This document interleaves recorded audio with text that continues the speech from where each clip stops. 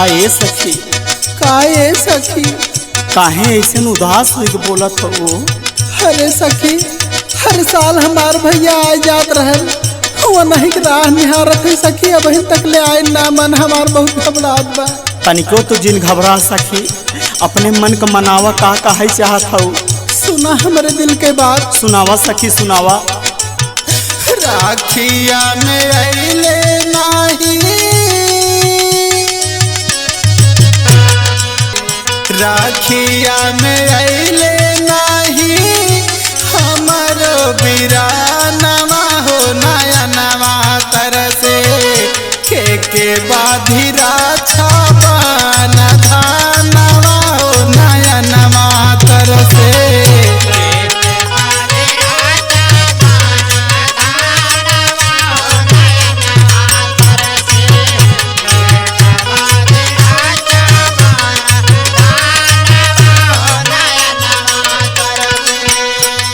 ये सखी, आए सखी, तू तनिको जिन चिंता करत तनिको घबरा जिन के जान भैया उतई हो। हमार है एक दुलरुआ भाई बे सखी, हमार मन बहुत घबरात बा। तू तनिको चिंता जिन कर सखी। और सुनावा। सुना हमार बात। सुनावा। भैया हमारे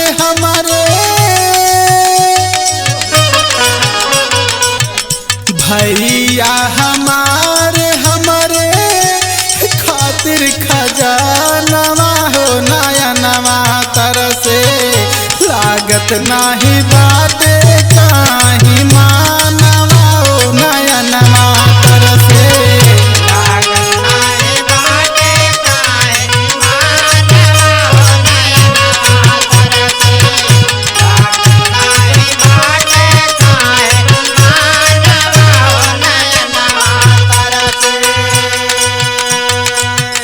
सखी, हाँ सखी, हम से ताना मेहना मारत है ने सखी।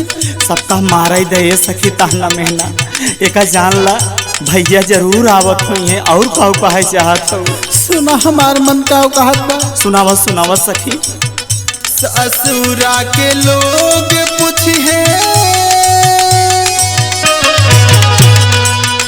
ससुरा के लोग पूछे, तारी का बयानवा हो नया नवा तरसे, जियरा में उठेला तूफानवा हो नया नवा तरसे।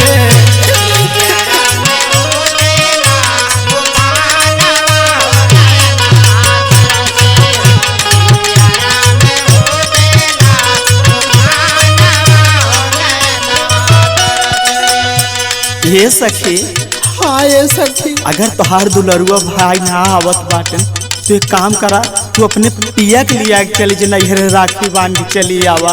अरे का बताई सखी, हुआ नहीं भल हो दिन, तू काहे के दिन देखत होई थम। और सुनावा सखी, सुन के एकदम करेज फाटा था। सुनाए सखी। सुनावा। नाई हर न जाई देले,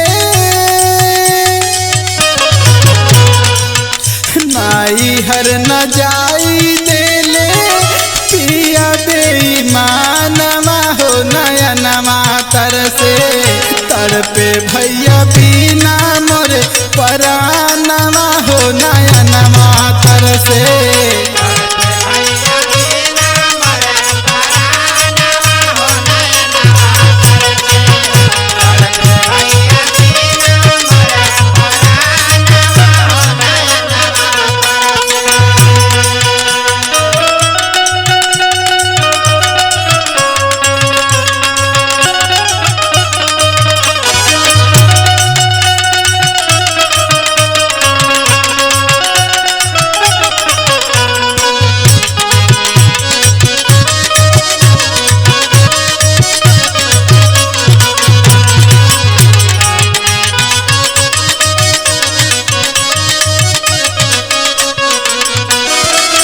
भौजी, ये भौजी का ए भैया?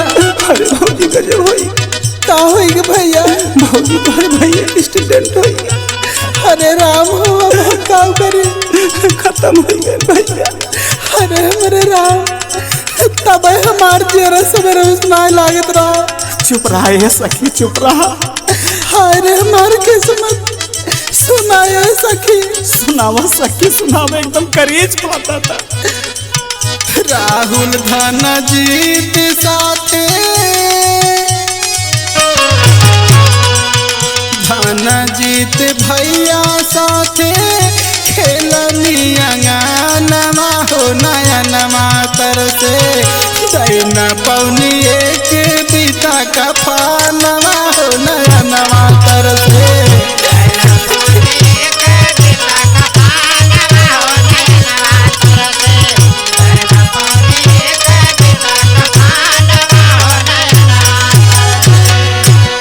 अपने भैया जरूर देखे जाए, चाहे हमारे ससुराल छूट जाए भले। ठीक बस सखी।